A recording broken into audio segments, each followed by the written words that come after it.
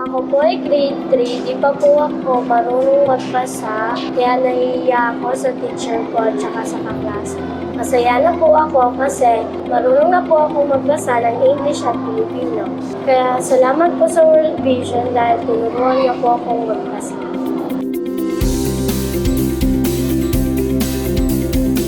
Hi po, ako po si Raisa. 11 years old na po ako. Grade 6 na po ako sa next na pasukan. Ang pangarap ko po ay maging flight attendant para po makapunta sa iba't ibang bansa. Ang gagawin ko po ay mag-aral ng mabuti para matupad ang aking pangarap. Excited na po ako sa darating na pasukan dahil makikita ko na po ang bago kong teacher at mga best friend ko at naglalaro kami. Tuwing malapit na po ang pasukan, ang World Vision ay nagbibigay ng bagong gamit sa amin.